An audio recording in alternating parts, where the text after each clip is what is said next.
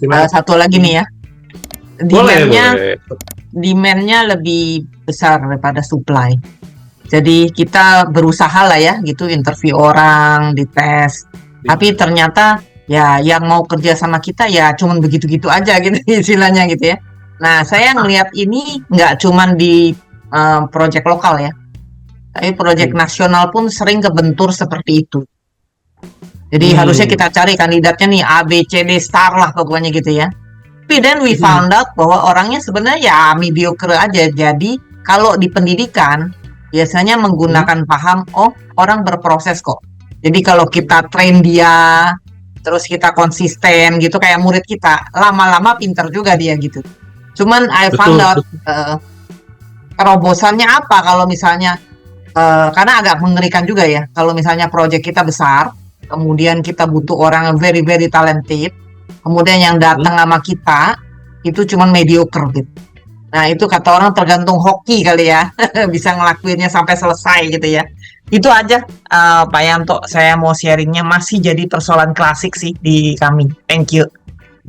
Oke, thank you Ibu. Ya, mungkin saya bisa tambahin Bu, bahwa pada saat kita lihat supply-nya kecil, ya berarti kita bicara marketing sih. Kalau kita kayak funneling gitu ya, semakin besar kita cari di mana letaknya. Kalau saya biasanya di atas 300 calon-calonnya itu saya cari. Kan banyak ya job site. Tapi kita tahu sendiri ada beberapa job site yang memang bagusnya untuk di blue collar, ada yang di white collar gitu. Dan kita harus bisa ngelihat itu gitu. Kayak Glassdoor, dokter-dokter kita carinya di Glassdoor gitu kan. Kalau yang lain-lain di Jobstreet. Dulu ada yang namanya apa sih, JobsDB gitu ya. Saya kenal dulu yang punya, ada Karir.com punyanya Pak Ali.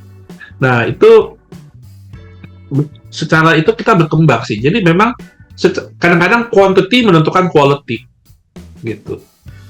Nah, ya kita harus lebih bisa memfollow up hal itu sih. Dan ini juga sesuatu yang menjadi perkataan dari si HR dulu. Salah satu klien saya bilang, "Coach, ini susah lo nyari orang lo." Ya memang susah sih. Tapi kalau kita tahu susahnya di mana, problemnya di mana, berarti kita harus cari lebih banyak. Dan mereka yang sudah masuk pun mediocre. Memang begitu. Yang tadi Ibu katakan, cari yang potensi untuk dikembangkan, itu memang jawaban yang paling bagus, yang paling keren, bahwa itu memang kita harus lakukan. Pembibitan. Tapi saya juga mengatakan kepada si HR itu dengan cara gini,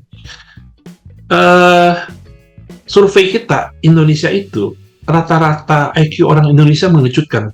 Itu rata-ratanya 76. Ya, di urutan keberapa? Ya, bukan artinya kita nggak ada yang pintar. Ya, saya yakin semua yang di sini pasti tinggi-tinggi semua. Tapi kalau kita mencari sana, rata-ratanya IQ orang Indonesia 76. Gitu. Ya, bahkan ada yang iseng mengatakan simpanse itu IQ-nya 74. Jadi kita 2 poin doang di atas simpanse. Dan ya memang begitu keadaannya. Oleh sebab itu kita memang harus kerja keras lah dari orang. Ya. Kalau dapat orang bagus, hoki. Betul Bu, betul banget. Oke, gitu. Thank you Bu Suryani, thank you Pak Yanto. Jadi memang kaitannya juga kalau dalam talent management, ya selain kita ya ada challenge-nya dalam cari orang, juga sebenarnya kita gimana di dalamnya ini juga bisa menjaga relationship itu gitu ya. Oke. Ini ada pertanyaan dari Bu Mariko. Saya coba baca, atau Bu Mariko mau coba elaborate langsung. Hai Mariko. Halo. Thank you Pak Yanto, thank you Jay, Suryani, thanks a lot ya. Good question tadi. Sorry Pak, it's a very easy question aja. Saya selalu punya, waktu itu juga saya pernah bertanya juga dengan Jay juga. Kalau untuk cari orang yang disiplin, rajin, cakap, terampil, itu easy for me.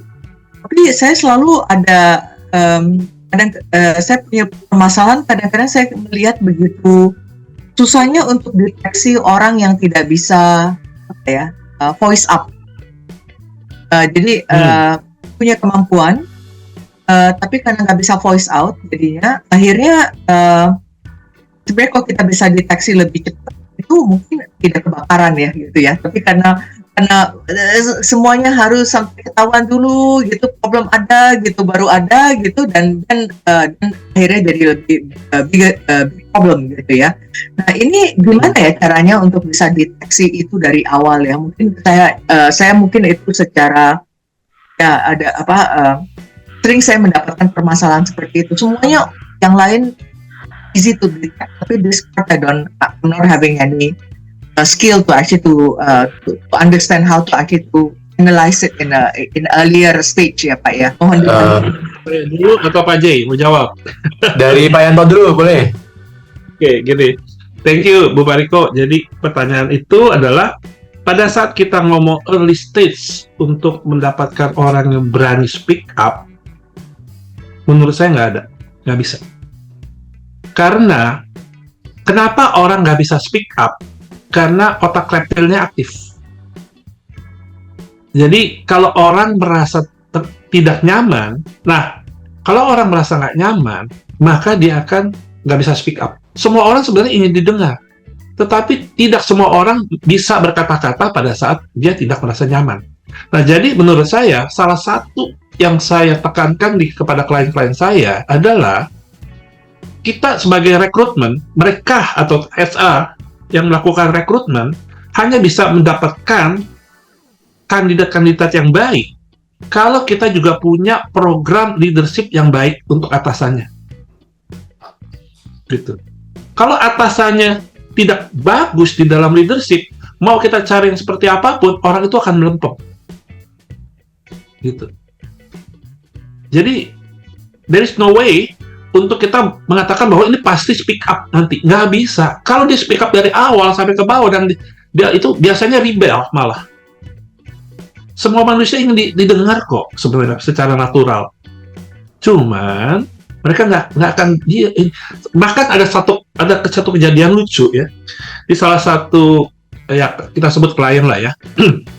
Itu kalau ada sekelompok orang, bukan sekelompok, pegawainya dipanggil ke ruangan bos, yang tadinya ceria, yang tadinya cerewet, diam semua.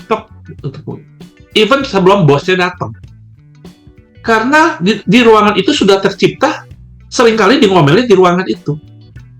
Sehingga pada saat masuk, mereka tuh sudah merasa nggak nyaman. Wah, gue bakal diomelin. Manusia kan begitu.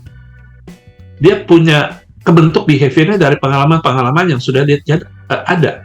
Bahkan dari sisi psikologi saya bilang gini ya, manusia itu budak hormon. Yang mau cari endorfin, adrenalin, itu kan kita di-drive dari situ sebenarnya pada saat kita melakukan kegiatan. Ya kira-kira gitu lah. Gitu Pak Jai, dari saya Pak. Yanto, tadi ilustrasinya bagus sekali. Memang semua manusia itu mau didengarkan ya, jadinya mau didengarkan orang ya, jadinya we understand about that point. Sebenarnya ada banyak cara ya bisa berbicara ya. Terima kasih banyak Pak Yanto, that it's a super good answer. Thank you.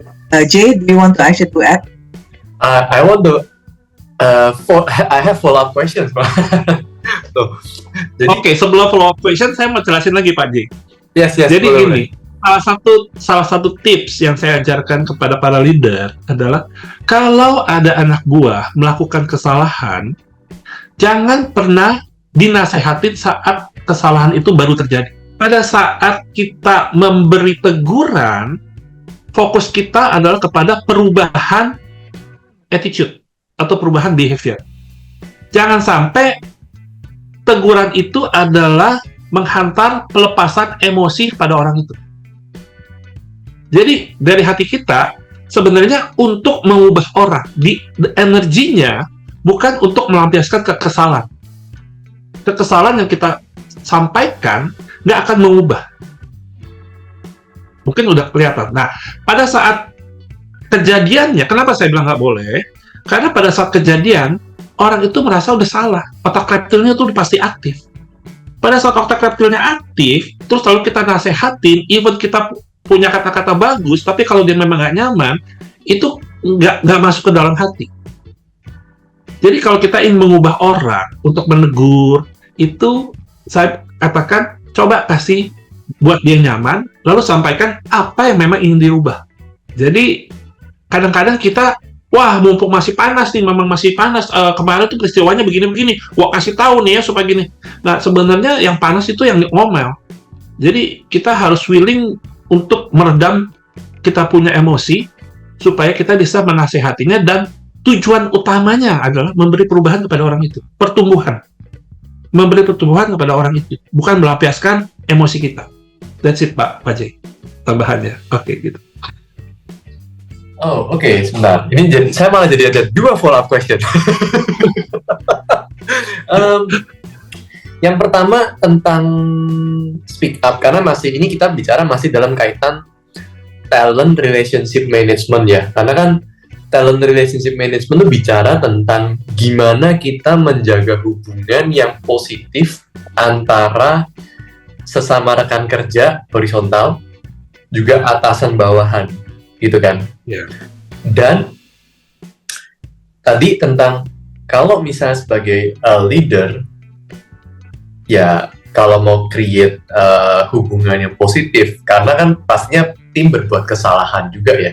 Malah bukan pada saat kejadian itu terjadi masih panas-panas ya, malah bukan timingnya untuk menasehati gitu ya. Itu yang pertama. Saya nggak tahu apakah ini cuman saya sendiri, saya represent pertanyaan yang lain, atau ini kebetulan memang pemahamannya keliru ya, misalnya ya. Bukannya memang saat masih baru itu ada momen untuk ya sebelum lupa, paling nggak ya ini di refresh, ayo di review. Jadi kan ada kayak monitoring evaluation ya langsung saat itu juga gitu ya. Itu pertanyaan yang pertama. Kedua, tadi untuk melanjutin pertanyaan dari Bu Mariko, tadi kan Pak Yanto bilang memang speak up itu sulit gitu ya, atau bahkan impossible gitu ya. Nah, apa hanya bukan speak up itu impossible, tapi untuk tahu atau meyakinkan bahwa dia akan speak up kalau dia direkrut. Kan pertanyaannya itu, bagaimana in early stage kita bisa tahu bahwa orang itu akan speak up atau enggak. Jadi jawaban satu-satunya adalah concern kita apa sih untuk supaya dia speak up. Bukan untuk rebel kan, bukan hanya untuk berani kan, tapi bisa berdiskusi dan menyatakan pendapat dengan baik. Sebenarnya tujuannya itu toh, gitu loh.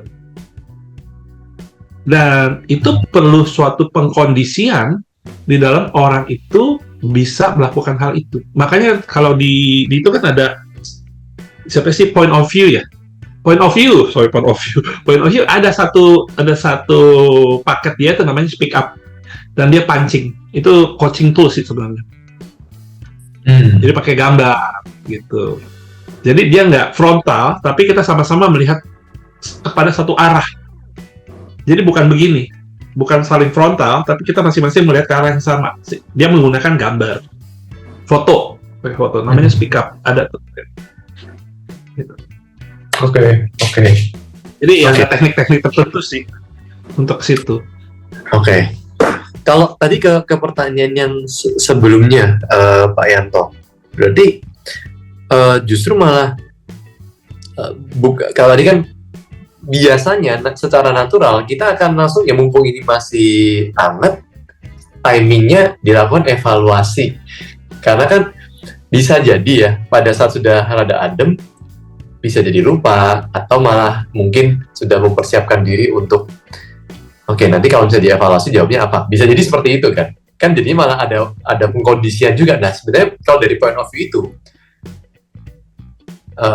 gimana kalau menurut Pak Yanto? Oke, gini.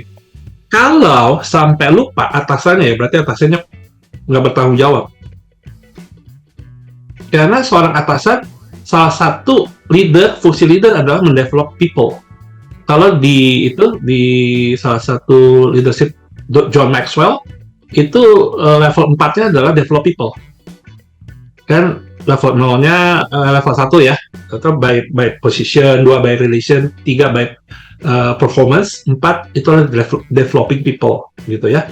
Jadi fungsi utama dari seorang atasan itu sebenarnya develop people. gitu.